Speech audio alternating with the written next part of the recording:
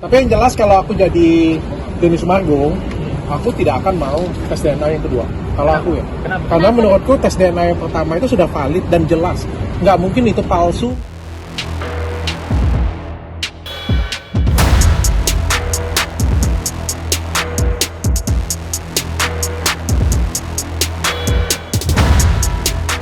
Dokter tes DNA ternyata gimana nih dok? Jadi ngebiayain gak sih?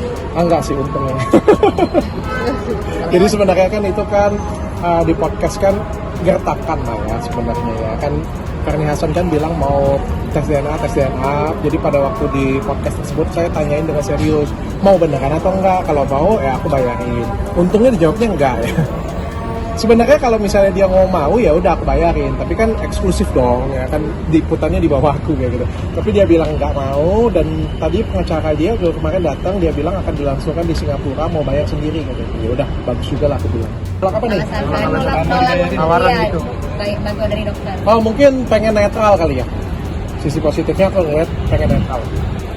Tapi dari dokter ini melihat ini mengenal juga kan atau gimana? Apa? Mengenal Denny Sumargo juga atau gimana tadi? Oh, aku kenal dengan Denny Sumargo, ya kenal dekat ya. Dari kejadian kemarin dengan Kartika Putri kan aku kenal dekat dengan Denny Sumargo. Sebetulnya aku nggak mau konten ini sih, aku nggak mau podcast ini sih sebenarnya, karena kan nggak enak dengan Denny sebenarnya. Tapi pada waktu ngobrol sebentar, pada waktu itu aku lupa ya bahas apa ya. Ci Olivia bilang nggak ada masalah, dia bilang.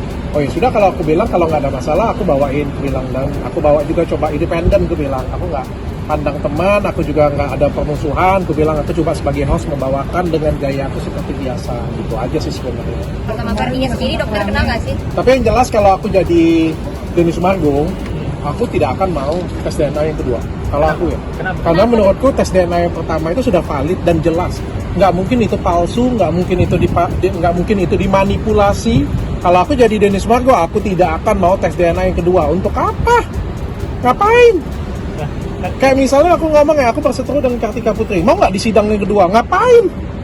Gue udah bebas, udah dinyatakan nggak bersalah, status tersangka sudah dicabut, ngapain diminta di sidang lagi sekali lagi kayak gitu? Ya kalau dari saya cuma bisa sampaikan bahwa tes DNA itu sulit banget untuk didapat ya. Persentase kesalahannya itu kecil banget, 0,01% mungkin ya. Itu pun mungkin kelilipan, ketiduran mungkin ya, atau mungkin kebanyakan nonton sinetron, aku juga nggak ngerti ya. Tapi yang jelas itu pertanggungjawabannya itu besar banget untuk tes DNA. Nggak semua lab, nggak semua rumah sakit bisa melakukan tes DNA. Dokter, tapi dokter deket gak sih sama Karni atau kenal gitu? Nggak kenal, nggak pernah ngobrolnya kemarin pas di telepon doang, itu pas di podcast. Dan itu semuanya tanpa disetting.